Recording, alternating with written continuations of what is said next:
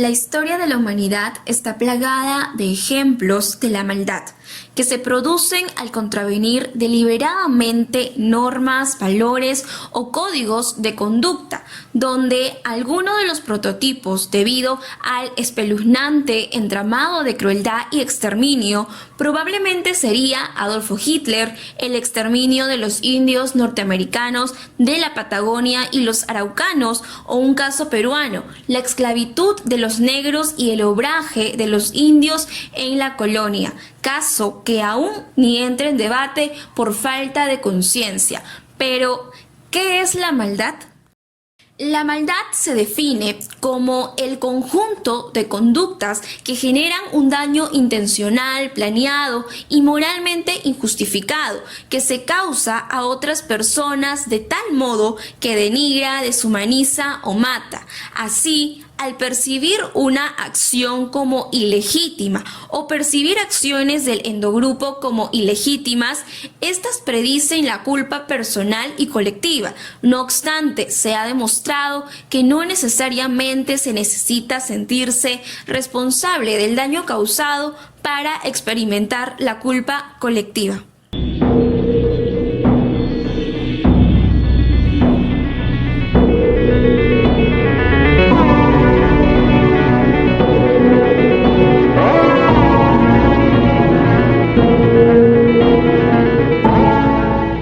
En el año 2019, el presidente de México, López Obrador, solicitó al rey Felipe VI de España y al Papa Francisco que pidan perdón a los pueblos originarios de México por los abusos cometidos durante la conquista, ya que en este proceso padecieron de las más oprobiosas atrocidades para saquear sus bienes, tierras y someterlos, argumentando además que esta era la única forma posible de lograr una reconciliación plena entre ambos países. Tras esto, el gobierno de España respondió con un comunicado en el que lamentó que la carta se hubiera hecho pública y afirmó rechazar con toda firmeza su contenido, expresando que la llegada hace 500 años de los españoles a las actuales tierras mexicanas no debía juzgarse a la luz de consideraciones contemporáneas. Asimismo, el obispo de Chiapas también respondió ante este pedido, expresando que la Iglesia ya pidió perdón a México por las atrocidades de la conquista y la colonización. No obstante, esta no sería la primera vez que la Iglesia se vea envuelta en una situación que le conlleve a pedir disculpas.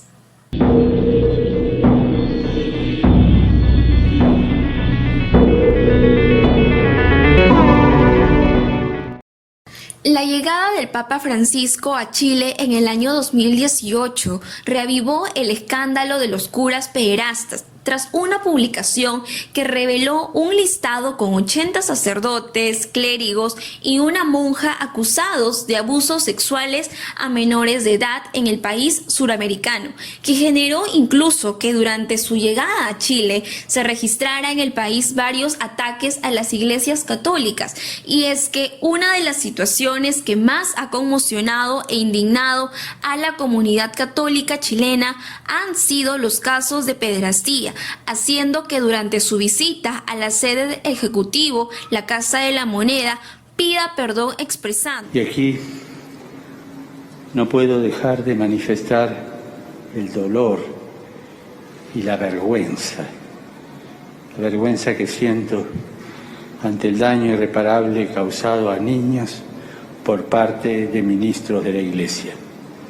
O sea que es justo pedir perdón y apoyar con todas las fuerzas a las víctimas, al mismo tiempo que hemos de empeñarnos para que no se vuelva a repetir. No obstante, aquí en Perú, a pesar de también existir denuncias por delitos sexuales cometidos por curas hacia menores de edad, el máximo pontífice fue recibido en medio de bailes y manifestaciones de afecto. Y es que, ¿acaso los peruanos realmente no somos capaces de tomar conciencia e indignarnos de hechos así?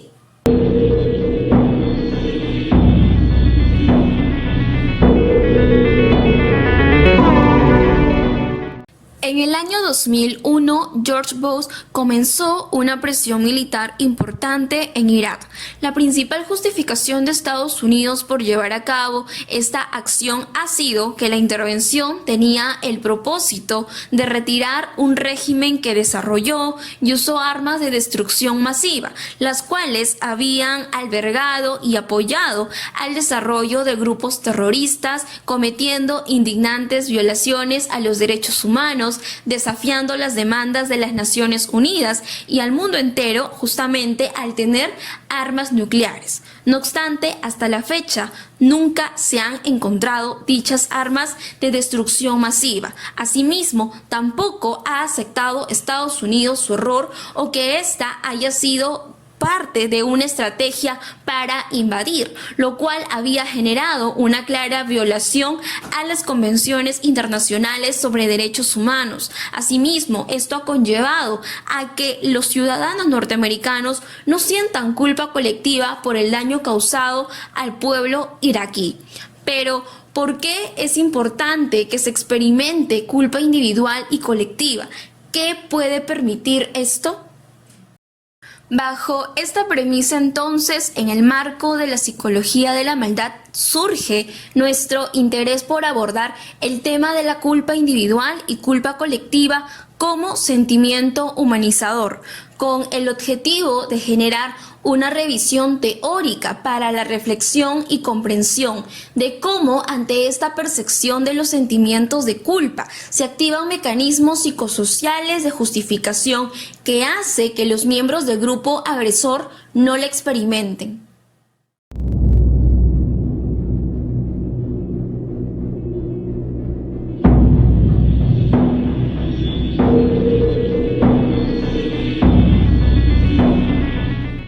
En términos generales, es un sentimiento, es decir, una emoción consciente que surge del reconocimiento de las consecuencias dañinas de la propia acción. Su función es evaluar y enmendar la acción, es decir, después del reconocimiento de la culpa, debe venir la disculpa y enmendar la conducta individual o colectiva. Sin embargo, existen casos en los que enmendar la conducta cumple un rol contrario. Es así que Ferguson y Stage definen la culpa como un pesar producido por una mala conducta. En otras palabras, es una emoción basada en una agitación que se activa cuando el actor causa un acto aversivo o cuando sabe que lo va a causar.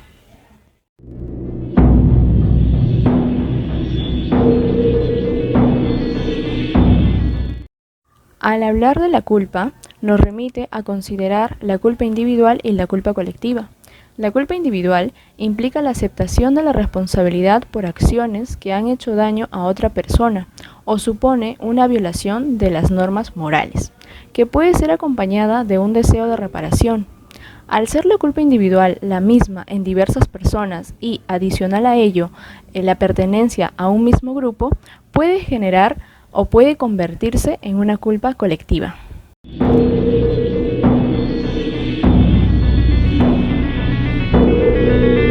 La culpa colectiva es entendida como una emoción grupal que se experimenta cuando las personas se autocategorizan como miembros de un grupo que ha infligido un daño injustificado a otro.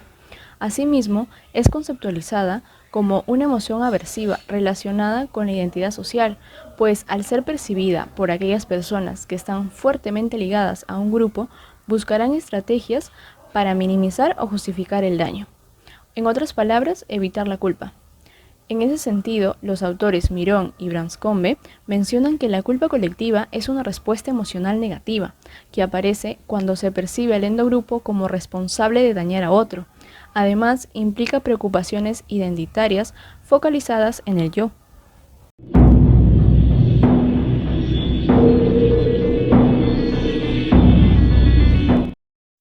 Por otro lado tenemos la identidad colectiva. Según Ceruti y González, la identidad colectiva es un estado de conciencia, un sentimiento explícito de pertenecer a un grupo o formar parte de una comunidad. Además, ese sentimiento de pertenencia emerge de una unidad de interés o condiciones y se afianza en un movimiento reflexivo del yo al otro. Es una realidad activa en continua transformación. Sus formas y contenidos culturales son variables a lo largo del tiempo e intercambiables. La identidad colectiva es un factor importante en el desarrollo de la culpa colectiva, ya sea su aceptación, negación o evasión, pues de este factor dependerá las acciones que tomarán los integrantes del grupo. En otras palabras, si la identidad colectiva es mayor, la defensa del grupo se incrementará, apoyándose en las estrategias grupo protectoras. Ocurre lo contrario con la reducción de la identidad colectiva.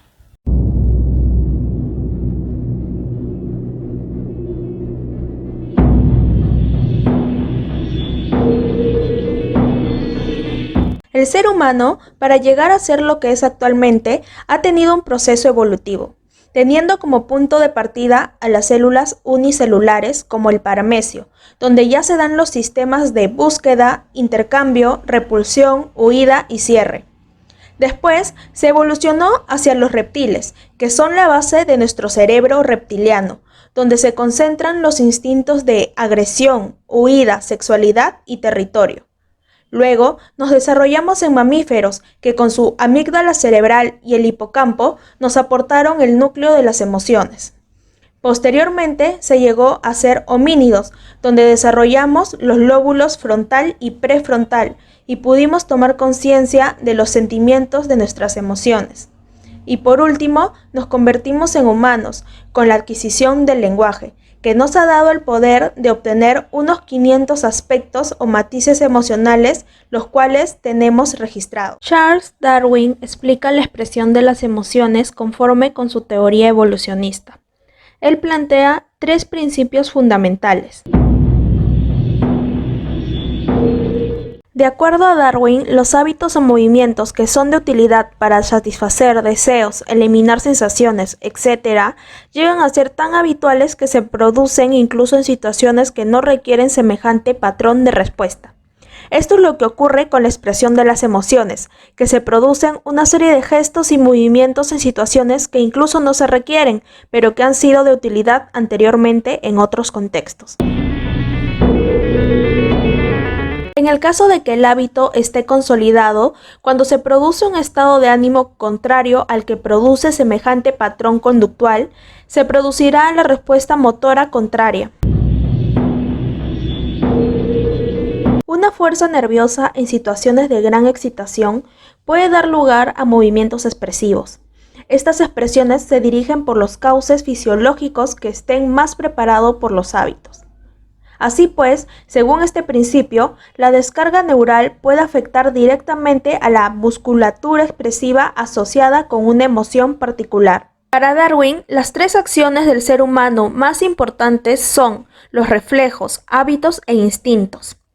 De ellas 3 son los reflejos e instintos los más relevantes en la expresión de las emociones, puesto que estos son innatos y se heredan de nuestros antepasados. De esta manera se manifiesta una clara continuidad filogenética en la expresión de las emociones, del mismo modo que existe continuidad en la evolución biológica. Con todo lo anteriormente dicho, podemos deducir que la culpa, al tener un rol adaptativo, tiene como función reconocer los errores y poner en marcha conductas de ajuste y reparación. En este caso, la culpa nos ayudará a no transgredir ciertas normas y códigos éticos, es decir, enciende un aviso que nos previene de cometer errores que podrían tener graves consecuencias.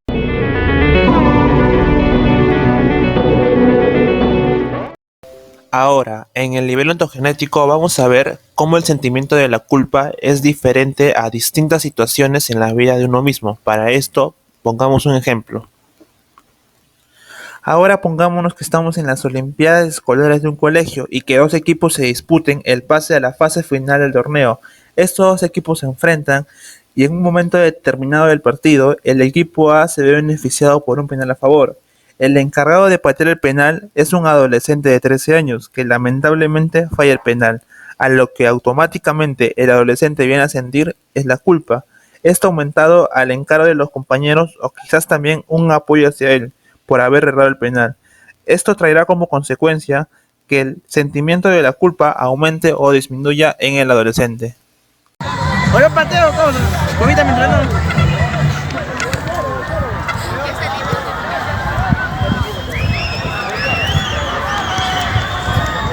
¡Vamos, Viles!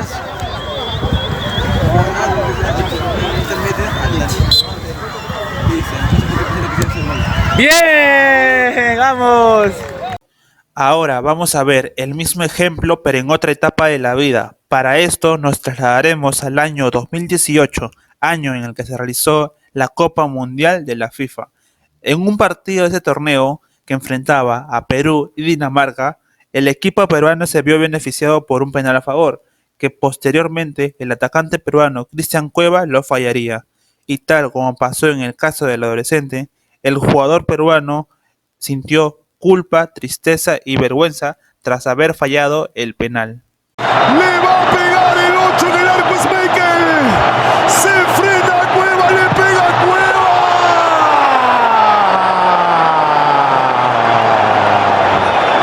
La tiró arriba Cueva. La tiró arriba Cueva.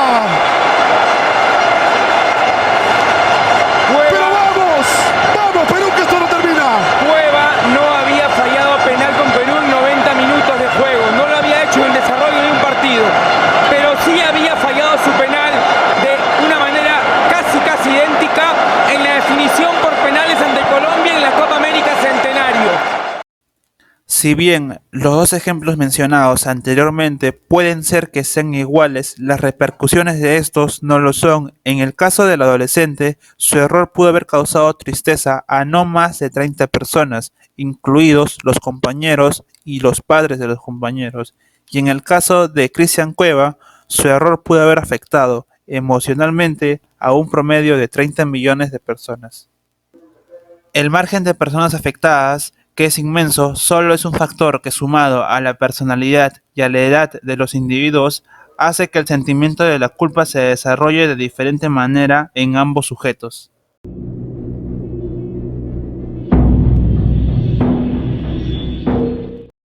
Desde el análisis microgenético se estudian los procesos cognitivos a corto plazo que ocurren en nuestro cerebro en interacción con el medio. Uno de los sistemas que se expresan en este nivel es la memoria operativa o de trabajo, propuesta por Baddeley y Hitch en 1974, quienes la definen como un sistema que sostiene y dirige temporalmente la información, por lo que interviene temporalmente en la realización de tareas cognitivas como el pensamiento, el lenguaje, entre otros. Es decir, que la psicología se operacionaliza con el modelo de memoria de trabajo u operativa, abreviado como MO. De acuerdo a Baddeley y Hitch, los componentes de la memoria operativa son 4. El primero, operario bucle fonológico, que se refiere al habla interna o autodirigida, cumple funciones de repaso para memorizar con el fin de comprender, razonar y aprender. Esta es la voz de la conciencia. El segundo, operario agenda visoespacial, hace referencia a la manipulación de imágenes visuales o espaciales cuyas funciones es memorizar y crear escenarios futuros. El tercero, operario almacén episódico, permite la recuperación de recuerdos autobiográficos para contextualizar las situaciones y actualizar la red. El último, ejecutivo central, es un sistema para coordinar recursos atencionales según la tarea de aprendizaje, comprensión o razonamiento. La persona que daña a otros de manera intencionada difícilmente puede sentir culpa porque tiene mecanismos de autojustificación, por lo tanto no reconoce su responsabilidad y no pide disculpas. A todo esto, se refiere que la memoria operativa conforma parte de las funciones ejecutivas, siendo uno de los modelos de funciones ejecutivas más conocidos el propuesto por Chalice y Norman en 1986, en el que se plantea el modelo de atención para la acción. El modelo trata de dar cuenta de la conducta dirigida a metas, el control de la acción y el afrontamiento de las situaciones novedosas. Los componentes del modelo de atención para la acción son 4: las unidades cognitivas, los esquemas, el dirimidor de conflictos y el sistema atencional supervisor o SAS. Las unidades cognitivas son funciones asociadas a sistemas anatómicos específicos como leer una palabra, reconocer un objeto, entre otros. Los esquemas o conductas rutinarias específicas producto del aprendizaje y de la práctica dirigida a un fin que pueden encontrarse desactivados, activados o seleccionados. El dirimidor de conflictos evalúa la importancia de las distintas acciones y ajusta el comportamiento rutinario en base a ello. Además que mediante un sistema de inhibición recíproca, la acción más activada es la que gana, es decir, se lleva a cabo. Este sistema realiza conductas provocadas por un estímulo en ausencia. De esta se inhibirá o percibirá, es decir, que desde este sistema se pueden realizar acciones rutinarias complejas. El sistema atencional supervisor o SAS, el cuerpo modula desde un nivel superior el dirimidor de conflictos. Este sistema se activa ante tareas novedosas sobre las que no hay soluciones conocidas. Siendo un sistema superior, participarán por lo menos 8 procesos diferentes en los que se incluirá la memoria operativa.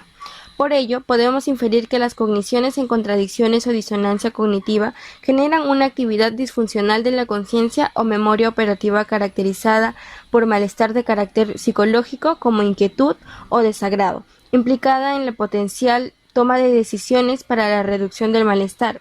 Es así que en este proceso interviene la memoria operativa y las funciones cognitivas del orden superior como el SAS. Esta primera, la memoria operativa con la función de mantener y dirigir temporalmente la información, y esta última, el SAS, en calidad de resolver esta situación, problema de carácter novedoso, sea con la creación de esquemas, el rechazo de esquemas o adecuación de esquemas a las demandas de la tarea. Poniendo como caso la esclavitud en Norteamérica, el Congreso de Estados Unidos reconoció la injusticia fundamental de la esclavitud y emitió una disculpa oficial a los afroamericanos en nombre del pueblo de los Estados Unidos por la esclavitud. En este día recordamos los horrores que negaron la humanidad de tantos hijos de Dios y felicitamos el espíritu incontestable e inextinguible de dignidad, resiliencia y fuerza de un pueblo cuya liberación anunciaba el nacimiento de una nueva libertad para toda la nación. Si queremos seguir avanzando para mejorar el futuro, debemos reconocer el pasado. Aquí en Estados Unidos debemos comprometernos como nación y como pueblo para continuar nuestra lucha por obtener una unión perfecta entre la libertad y la justicia, una justicia para todos. Las estrategias grupo protectoras empleadas en este caso son la minimización del daño causado, la modificación de los estándares de injusticia y el percibir el daño como algo generalizado. La minimización del daño causado, dado que los procesos psicológicos de justificación de la conducta permiten a los miembros del endogrupo valorar las acciones de su grupo como justas. Las personas pueden intentar hacer uso de estos procesos para proteger la identidad del grupo cuando el daño causado se hace saliente. La modificación de los estándares de justicia, ya que definimos un estándar de confirmación de injusticia como la cantidad de evidencia necesaria para llegar a la conclusión de que se ha cometido una injusticia. El percibir el daño como algo generalizado, ya que la percepción de la gravedad del daño causado se puede minimizar por medio del desplazamiento del estándar de justicia empleado para juzgar la gravedad de las acciones nocivas llevadas a cabo por el endogrupo.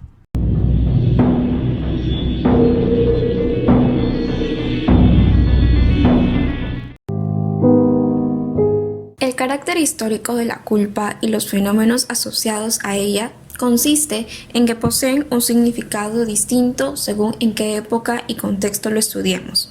La culpa y las acciones ligadas a ella, es decir, arrepentimiento, reparación, perdón, no poseen un significado inmutable o disociado de cada momento histórico y marco cultural, sino que se constituyen en las prácticas mismas. Así, la experiencia y sentido de la culpa en las sociedades occidentales del siglo XVI no es la misma que en el siglo XVIII o que en la Grecia arcaica. Así, a lo largo de la historia hemos visto cómo distintos países han tenido que enfrentarse a su pasado, como es Alemania, Francia, Japón, entre otros. No obstante, aún se evidencia hechos como el siguiente caso prototípico, donde Estados Unidos hasta la actualidad no ha pedido perdón por el daño causado a los iraquíes, lo cual conlleva a que algunos ciudadanos norteamericanos no sientan culpa. Pero, ¿qué puede explicar que algunos ciudadanos estadounidenses no sientan culpa colectiva por el daño ocasionado por los soldados americanos a los prisioneros iraquíes? Para comprender esto, entonces, hay que apreciar la complejidad de la organización social, la cual exige nuevos sistemas de mediación como la escritura, que evoluciona a partir del lenguaje oral, permitiendo la creación de normas, reglas o códigos. Así, por ejemplo, en Mesopotamia, gracias a la escritura cuneiforme, se redacta y fija leyes a través del primer código legal escrito, es decir, el Código de Hammurabi, donde su vulneración, la transgresión de la regla, produce culpa. Esto se comprende a través del triángulo mediacional básico expandido, ya que permite apreciar que tanto las herramientas, signos, el sujeto y el objeto van a ser influenciados entre sí, fomentando lo que es la comunidad, lo cual va a inferir en el sujeto, objeto, herramientas y signos, así como en las reglas que éstas implantan y en la división del trabajo que se da.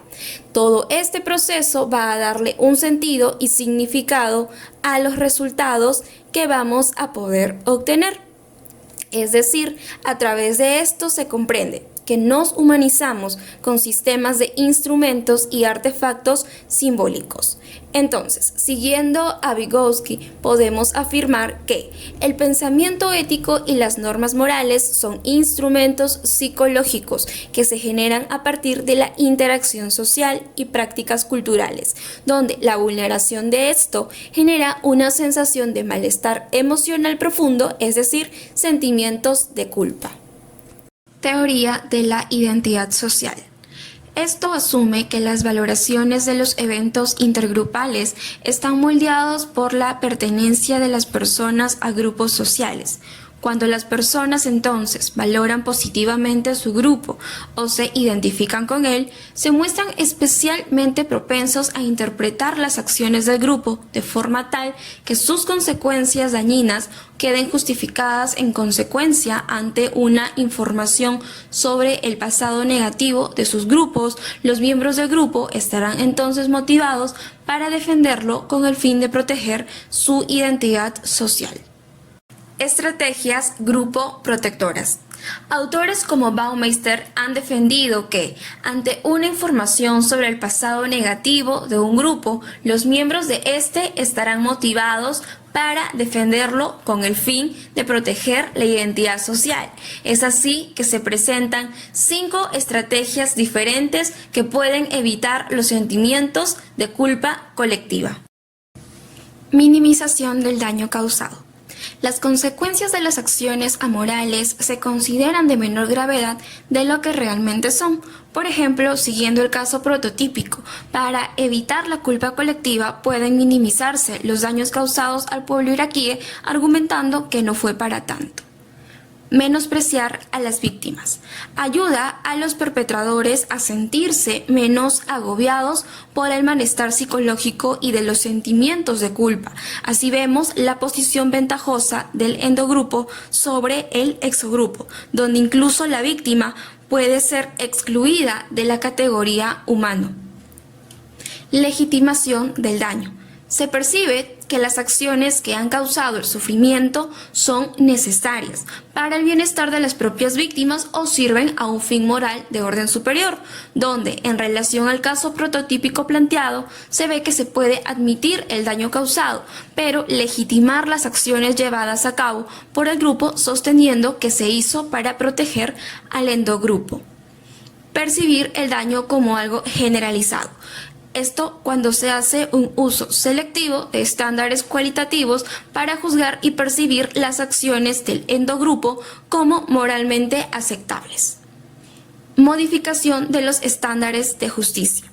Esto con el fin de llegar a la conclusión de que la injusticia en cuestión no ha tenido lugar o que los efectos negativos de la injusticia perpetrada por los miembros del endogrupo eran solo mínimos. Así, algunos ciudadanos norteamericanos establecen un estándar de justicia tan elevado para juzgar la gravedad del daño causado que las acciones de los miembros del endogrupo no resulten injustas, alegando que muchos guardas de la prisión deberían haber actuado también de esa forma para que este suceso se pudiera considerar como una severa injusticia grave. En conclusión, Cuando una situación intergrupal se valora como injusta, los miembros de los grupos privilegiados experimentan malestar ante el sufrimiento del exogrupo victimizado. No obstante, cuando el contexto social activa las amenazas a la identidad del perceptor, se debería tender a valorar como legítimas las acciones del endogrupo y de esta forma él reduciría la culpa colectiva. Esto entonces permite comprender por qué la culpa por el daño causado a los iraquíes se desvía a través de un proceso que, de un lado, niegue el hecho de que las acciones nocivas llevadas a cabo por los miembros del endogrupo sean relevantes para la identidad del grupo, y de otro, hace que dichas acciones se vean como responsabilidad única de unos pocos individuos.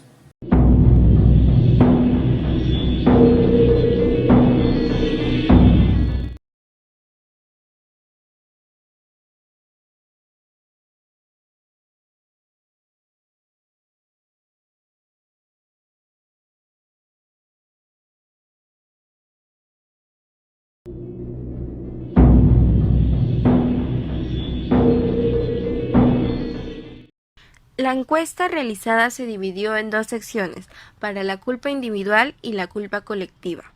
Para la culpa individual, los ítems contaron con 4 afirmaciones.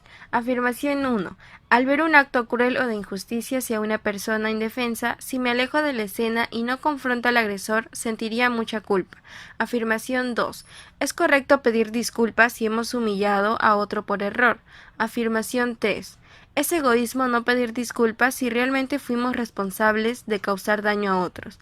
Afirmación 4. El futbolista Cristian Cueva no tendría que pedir perdón por fallar el penal en Rusia 2018 porque fue un hecho involuntario. De acuerdo a la encuesta Likert realizada, se tiene como resultado que respecto a la culpa individual, la mayor parte de personas, tomando en consideración tanto a individuos de educación básica como superior, sienten el peso de culpa al humillar a alguien, al ser responsable de causar daño o no hacer nada frente a un acto de crueldad o injusticia hacia otros.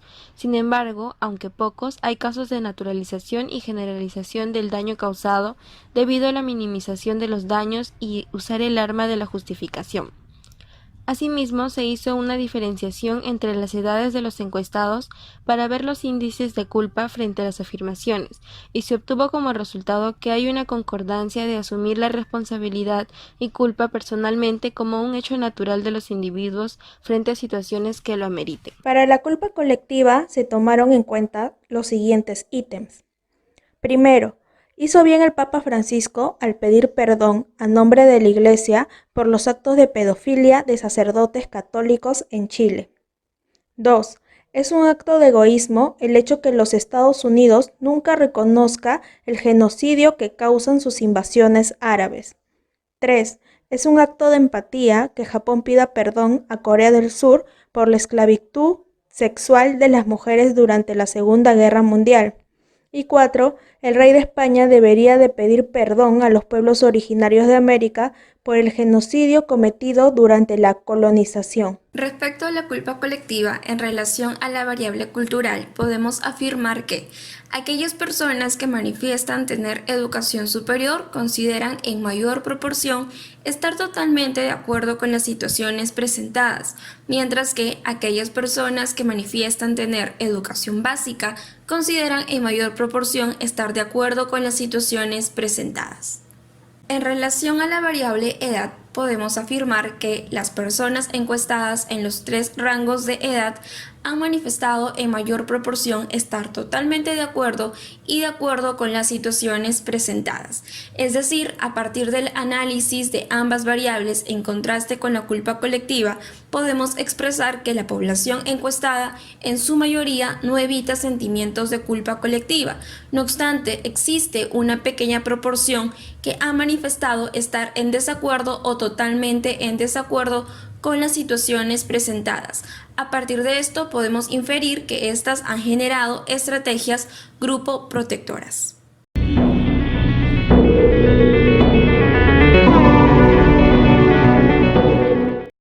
Tras los análisis antes mencionados, la culpa colectiva es considerada como una emoción aversiva, pues cuando las personas se enfrentan a amenazas contra la identidad social, las cuales implican que su grupo ha dañado ilegítimamente a otro, pueden emplear múltiples estrategias como medio de justificar el daño causado. Es en esta situación que se usarán las estrategias grupo protectoras, como la minimización del daño causado, el menosprecio a las víctimas, la legitimación del daño o la modificación de los estándares de justicia. Y es en la medida en que tales estrategias se empleen eficazmente, la acción del endogrupo será valorada como justa y como resultado se experimentará poca culpa.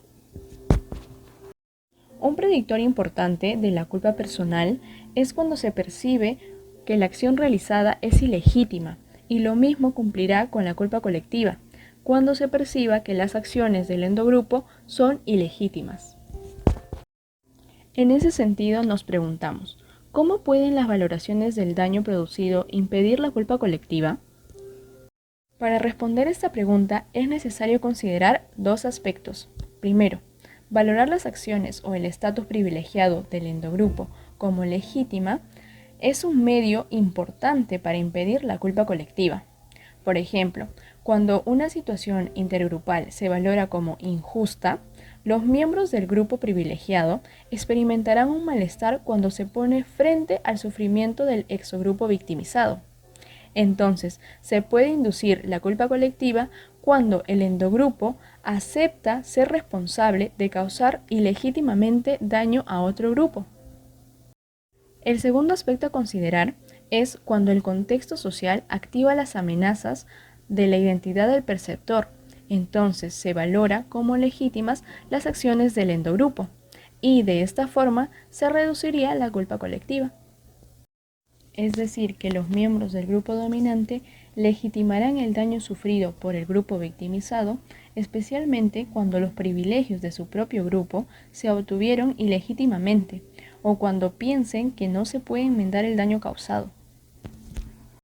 Uno de los medios por los cuales la legitimación podría reducir la experiencia de culpa colectiva es a través de su impacto en los sentimientos de empatía y preocupación por el grupo minimizado, ya que la preocupación empática refleja los sentimientos de compasión ante el sufrimiento ajeno. Sin embargo, pensar que el sufrimiento del otro es legítimo podría afectar a la empatía. Asimismo, la empatía podría verse reducida cuando el grupo desfavorecido se percibe como merecedor de su situación de desventaja. Por lo tanto, valorar como legítima la situación desfavorecida del otro grupo podría rebajar la necesidad percibida del grupo victimizado, necesidad a la cual responden la empatía y la culpa colectiva. De esa manera, las valoraciones de legitimidad afectan a la culpa colectiva a través del malestar psicológico que se genera cuando se percibe que el sufrimiento de otro grupo ha sido causado por la acción del endogrupo. Entonces, valorar el daño causado como ilegítimo desemboca en un mayor malestar psicológico por varias razones. Por ejemplo, cuando nos exponemos al sufrimiento de los otros. Esto evoca una motivación egoísta para reducir la propia excitación emocional vicaria.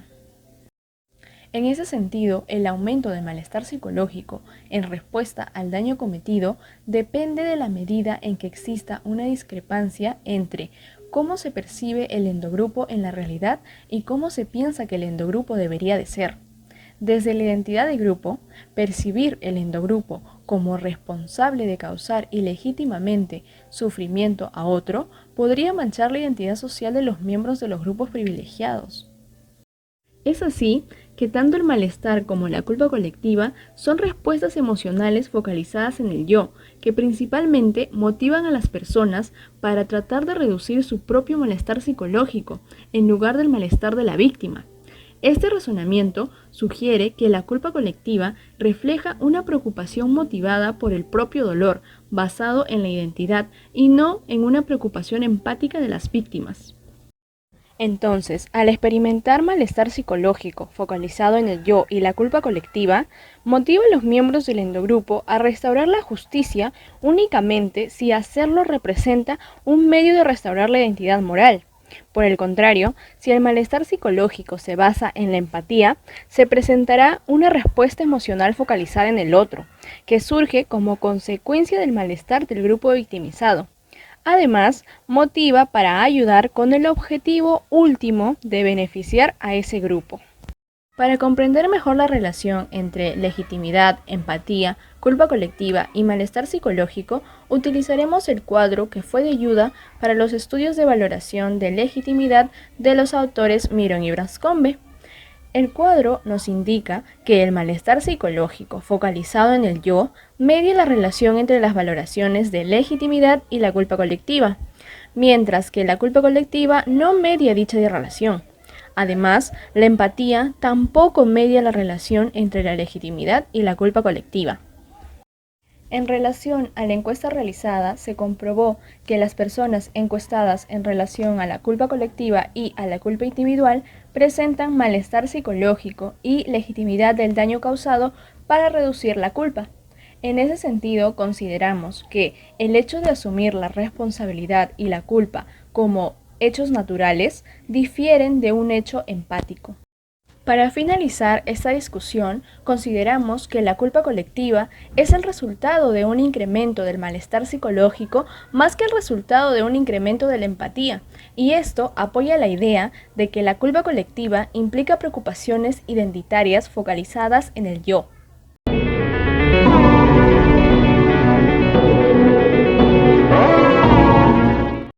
Se puede concluir en las afirmaciones de culpa individual y culpa colectiva, en donde las personas encuestadas indicaron que en los casos que era necesaria una disculpa, ellos estaban a favor de dicho acto, ya que se consideraba que era correcto, tras las malas acciones que directa o indirectamente hayan podido ser causadas por ellos. También podemos concluir que los factores de edad y educación no son una brecha para demostrar que existe el sentimiento de culpa en las personas respecto a los casos presentados y que la mayoría de ellos están de acuerdo que las disculpas son necesarias en cada afirmación, mientras que un pequeño porcentaje o son indiferentes o no están de acuerdo.